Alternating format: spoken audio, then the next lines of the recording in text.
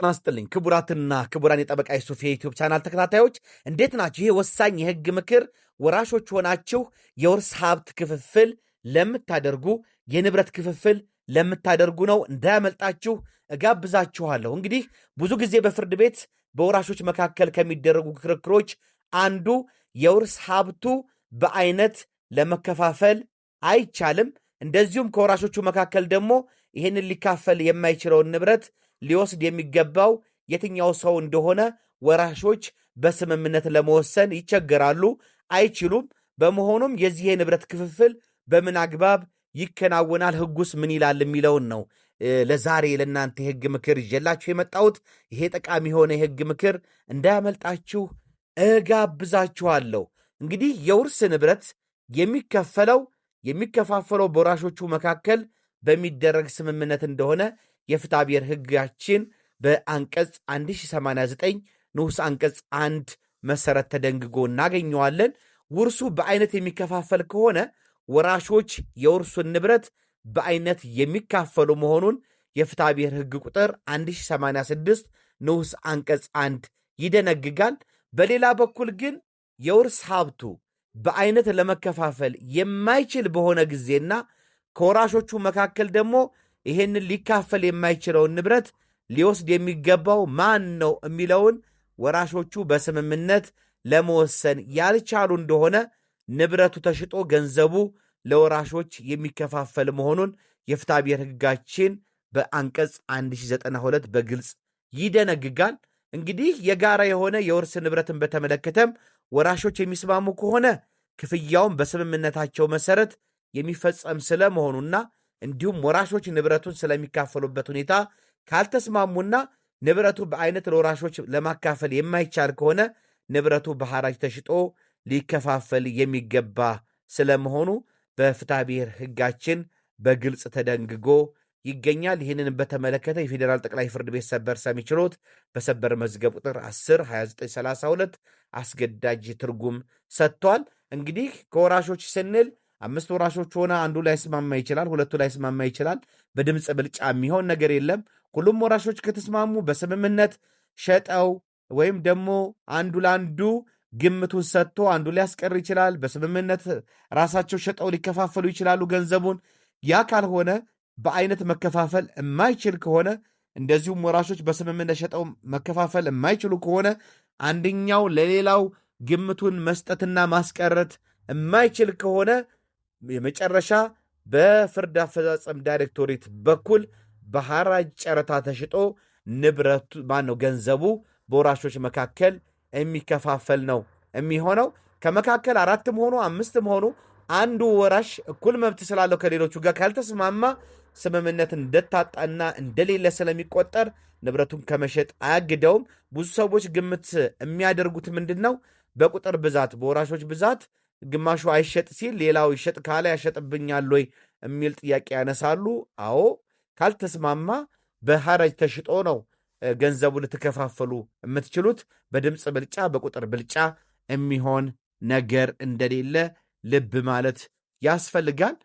ሌላው እንግዲህ የውርስ ሀብት በፍርድ አፈጻጸም በኩል ወይም በሐራጅ ሊሸጥ ሲል ወራሾች በጨረታዊ መሳተፍ መብት ይኖራቸዋል። ነገር ግን ፍርድ ቤቱን ማስፈቀድ ይጠበቅባቸዋል በጨረታው ለመሳተፍ። እንደዚሁም ደግሞ እንግዲህ ከወራሾች መካከል አንዱ ፍርድ ቤቱ የቅድሚያ መብት እንዲሰጠው ሊያመለክት ይችላል። የቅድሚያ መብት ማለት ምን ማለት ነው? ጨረታው ተከናውኖ የጨረታው አሸናፊ የሆነ ሰው በሚሰጠው ዋጋ ይሄ ከወራሾች መካከል የሆነ ሰው ንብረቱን እንዲያስቀር ማመልከትና ፍርድ ቤቱን አስፈቅዶ ያንን ለፍርድ አፈጻጸም ዳይሬክቶሬት በማቅረብ ያንን እድሉን ተጠቃሚ መሆን ይችላል። ነገር ግን ይሄ ወራሽ ያንን ሲያመለክት ሌሎቹ ወራሾች ካልተቃወሙት ነው። ከተቃወሙት ግን ወራሾች እኩል መብት ስላላቸው ሁሉም የሚጠይቁ ከሆነ ለሁሉም አይፈቀድም። ምክንያቱም ለሁሉም መፍቀድ ስለማይቻል የቅድሚያ መብትን ጨረታ ላይ መሳተፍ ግን ለሁሉም ሊፈቀድ ይችላል። የሚከለክል ነገር የለም። የባልና የሚስትም ንብረትን በተመለከተ ተመሳሳይ ነው። ባልና ሚስት በጋራ ንብረታቸው ላይ እኩል መብት ስላላቸው በንብረት ክፍፍል ወቅት በሐራጅ ሲሸጥ ንብረታቸው ሁለቱም የቅድሚያ መብት ቢያመለክቱ ለሁለቱም አይፈቀድም። ነገር ግን ባል ወይም ሚስት ብቻቸውን አስፈቅደው ሌላው የትዳር አጋር የማይቃወም ከሆነ እና ቅድሚያ መብት ለአንደኛው ቢሰጥ የማይቃወም መሆኑን ከገለጸ ለአንደኛው ብቻ ሊሰጥ ይችላል። በተረፈ ልክ እንደ ወራሾች ሁሉ ባልና ሚስት እንደዚሁ በጨረታ የመሳተፍ መብት እንዲፈቀድላቸው የአፈጻጸሙን ክርክር ለያዘው ፍርድ ቤት ማመልከቻቸውን ወይም አቤቱታቸውን በማቅረብ ማስፈቀድና በጨረታው መሳተፍ እንደሚችሉ ማስፈቀድ ይችላሉ። እንግዲህ የውርስ ሀብት ላይ ወይም ደግሞ የባልና ሚስት ንብረት ላይ በአይነት መከፋፈል ማለት ለምሳሌ ቦታ ቢሆን ቤት ቢሆን ያ ቦታ ለሁለት እኩል የሚካፈልበትን ሁኔታ ማለት ነው። አይነት መከፋፈል ማለት ፍርድ ቤቶች ደግሞ በአይነት ይካፈላል አይካፈልም የሚለውን ብዙ ጊዜ አስተያየት የሚጠይቁት ለክፍለ ከተማው የመሬት ልማትና አስተዳደር ጽሕፈት ቤቶች ነው። የመሬት ልማትና አስተዳደር ጽሕፈት ቤት ደግሞ አንድ ይዞታ ለሁለትም ለሶስትም ለአራትም ቦታ ይካፈላል አይካፈልም የሚለውን ለፍርድ ቤቶች ምላሽ ሲሰጥ በይዞታ መመሪያው መሰረት ከከተማው ፕላን አንጻር ያ ቦታ የሚካፈልና የማይካፈል መሆኑን ከግምት ውስጥ አስገብቶ ከመመሪያና ከደንብ አንጻር ነው ምላሽ የሚሰጠው። ከከተማው ፕላን አንጻር፣ ከውስጥ ለውስጥ መንገዶች አንጻር፣ ከመግቢያ ከመውጫ አክሰስ አንጻር አገናዝቦ ነው ለፍርድ ቤቶች ምላሽ የሚሰጠው። በዛ መልኩ ነው እንግዲህ ፍርድ ቤቶችም ይህ ንብረት በአይነት የሚካፈል ነው ወይስ አይካፈልም የሚለውን ውሳኔ ላይ የሚደርሱት። በአይነት የሚካፈል ከሆነ በዛው መሰረት ክፍፍሉ ይደረግና እንዲጸድቅ ይደረጋል። ወደ ሌሎች ወደ መሸጥ ወደ ሐራጅም ሆነ ወደ ስምምነት መሸጥ ወይም ደግሞ አንዱ ለአንዱ ግምቱን ወደ መስጠት ሂደቶች አይገባም። በአይነት ማካፈል የመጀመሪያው ፍርድ ቤቶች ሲወስኑ የሚወስዱት ምርጫ ነው። በዚሁ አግባብ ይከናወናል ማለት ነው። ማከፋፈል ካልተቻለ ግን በዛው አግባብ የሚከናወን ይሆናል። ከዚህ ጋር ተያይዞ እንግዲህ አልፎ አልፎ የሚያጋጥመው ምንድን ነው? የውርስ ሀብት በወራሾች መካከል ሳይከፋፈል ሊቆይ ይችላል። በዚህ የውርስ ሀብት ላይ እንግዲህ አንደኛው ወራሽ ብቻውን ያንን ንብረት ለማስጠበቅ ለማሻሻል፣ ከብልሽት ከጉዳት ለማዳን ወጪዎችን ሊያወጣ ይችላል።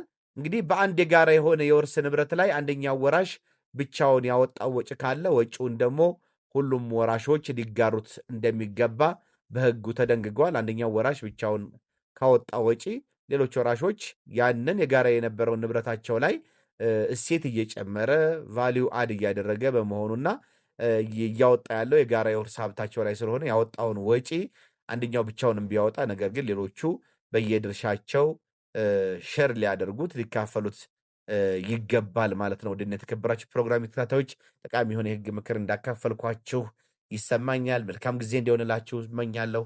ባባይ